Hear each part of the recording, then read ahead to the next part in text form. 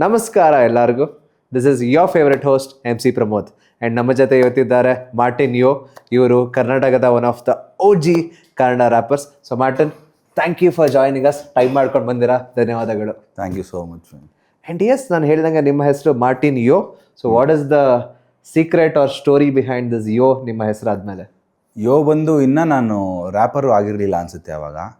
ಆಮೇಲೆ ಹನಿ ಸಿಂಗ್ದು ಯೋ ತೊಗೊಂಡು ಯೋ ಹನಿ ಸಿಂಗ್ದು ತೊಗೊಂಡು ಯೋ ಮಾಡ್ಕೊಂಡೆ, ಅದೂ ಅಲ್ಲ.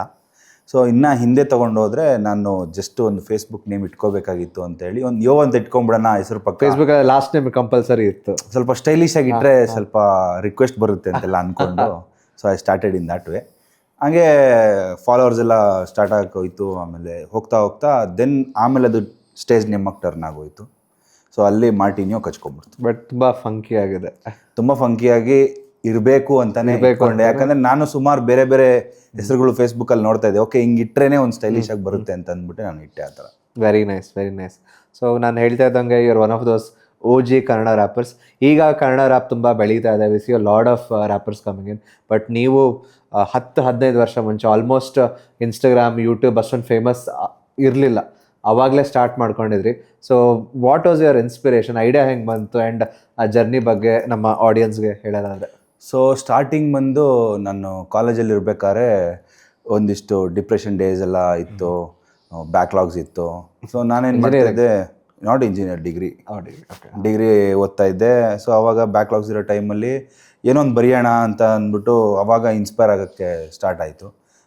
ಟೈಗಾ ಅಂತ ರ್ಯಾಪರು ಫಾರಿನಲ್ಲಿರೋರು, ಅವ್ರದ್ದು ಒಂದು ರ್ಯಾಪ್ ವರ್ಸ್ 16 ಲೈನ್ಸ್ನ ನಾನು ನೋಡಿದೆ ಟಿ ವಿಯಲ್ಲಿ ನೋಡ್ಬಿಟ್ಟು. ಅದು ನಂಗೆ ಇನ್ಸ್ಪೈರ್ ಆಯಿತು. ಇದನ್ನು ಕನ್ನಡದಲ್ಲಿ ಬರೆದ್ರೆ ಹೆಂಗಿರುತ್ತೆ ಅಂತ ಅಂದ್ಬಿಟ್ಟು ನಾನು ಸ್ಟಾರ್ಟ್ ಮಾಡಿದೆ. ಅದು ನನಗೆ 3 ತಿಂಗಳು ತೊಗೊಂತು. ಬರೀ ಆ 16 ಲೈನ್ನ ನಾನು ಟ್ರಾನ್ಸ್ಲೇಟ್ ಮಾಡ್ಕೊಂಡು ನನ್ನ ಸ್ಟೈಲಲ್ಲಿ ಬರೆಯೋಣ ಅಂತ. That was my first attempt. Got it. So ಯಾರೋ ಬರೆಯೋಕ್ಕೆ ಅಂತ ಹೋಗೋರಿಗೆ ನಾನು ಅದೇ ಸಜೆಷನ್ ಕೊಡೋದು, ಲೇಟ್ ಆದರೂ ಪರವಾಗಿಲ್ಲ, ನೀಟಾಗಿ ಮುಗಿಸ್ಕೊಳ್ಳಿ ಅಂತ ಅಂದ್ಬಿಟ್ಟು. ಸೊ ನಾನು ಅದನ್ನೆಲ್ಲ ಮುಗಿಸ್ಕೊಂಡೆಲ್ಲ ಆದಮೇಲೆ I thought of recording it somewhere. But ನನಗೇನು ಏನೂ ಗೊತ್ತಿಲ್ಲ ಅದ್ರ ಬಗ್ಗೆ.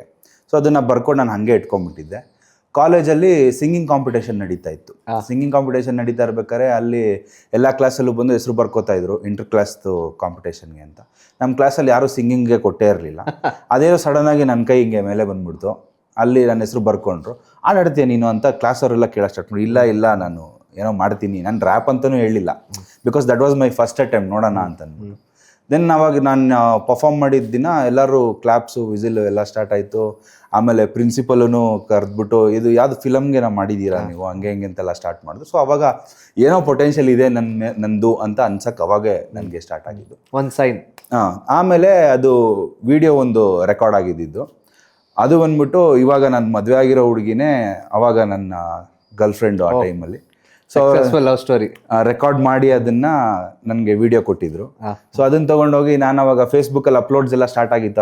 ಆ ಟೈಮಲ್ಲಿ ನಾನು ಅಪ್ಲೋಡ್ ಮಾಡಿದ್ದೆ. ಸೊ ಅಲ್ಲೂ ವೈರಲ್ ಆಯಿತು. ಸೊ ಅಲ್ಲೂ ವೈರಲ್ ಆದಾಗ MC ಬಿಜ್ಜು ಬಂದ್ಬಿಟ್ಟು ನನ್ನ ಸ್ಕೂಲ್ ಸೀನಿಯರು. ಓಕೆ. ಸೊ ಅವಾಗ ನನಗೂ ಅವ್ರಿಗೂ ಅಷ್ಟು ಇದಿರ್ತಿರ್ಲಿಲ್ಲ, ಸುಮ್ಮನೆ ಹಾಯ್ ಬಾಯ್ ಅಂದ್ಕೊಂಡು ಇರ್ತಾಯಿದ್ರಿ. ಬಟ್ ಅವ್ರಿಗೆ ಅವಾಗಿಂದನೇ ಮ್ಯೂಸಿಕ್ ಮೇಲೆ ಪ್ರೀತಿ ಜಾಸ್ತಿ ಇತ್ತು. ಸೊ ಇಬ್ಬರು ಹಂಗೆ ಮಾತಾಡಿಕೊಂಡು ಆಮೇಲೆ ಸ್ವಲ್ಪ ಡಿಸ್ಟೆನ್ಸ್ ಇತ್ತು. ನಾವು ಓದೋದು ಬೇರೆ ಕಡೆ, ಅವ್ರು ಓದೋದು ಬೇರೆ ಕಡೆ ಅದೆಲ್ಲ ಆಯಿತು. ಯಾವಾಗ ಅವ್ರು ಫೇಸ್ಬುಕ್ಕಲ್ಲಿ ಅದನ್ನು ನೋಡಿದ್ರು, then he called me and said, ಬಾ ನಿಂಗೇನೋ ಸರ್ಪ್ರೈಸ್ ಇದೆ ಅಂತ ಹೇಳಿ ಕರೆಸ್ಕೊಂಡು ನೋಡಿದ್ರೆ ಮನೆಯಲ್ಲಿ ರೆಕಾರ್ಡಿಂಗ್ ಸ್ಟುಡಿಯೋ ಸೆಟಪ್ ಇದೆ. ಸೊ ಫಸ್ಟ್ ಟೈಮ್ ನನ್ನ ಲೈಫಲ್ಲಿ ಒಂದು ರೆಕಾರ್ಡಿಂಗ್ ಸ್ಟುಡಿಯೋ ಸೆಟಪ್ ನೋಡಿ ಫುಲ್ಲು ಖುಷಿಯಾಗಿ, ದೆನ್ ಹಿ ಸೆಡ್ ಏನಾದರೂ ಮಾಡೋಣ, ಟ್ರ್ಯಾಕ್ಸ್ ಮಾಡೋಣ, ನಾನು ಮ್ಯೂಸಿಕ್ ಕಂಪೋಸ್ ಮಾಡ್ತೀನಿ ಅಂತೆಲ್ಲ ಹೇಳಿದಾಗ ಸರಿ ಮಾಡೋಣ ಅಂತ ಹೇಳ್ಬಿಟ್ಟು ದೆನ್ ಅಲ್ಲಿಂದ ಕಂಪ್ಲೀಟ್ಲಿ ಚೇಂಜ್.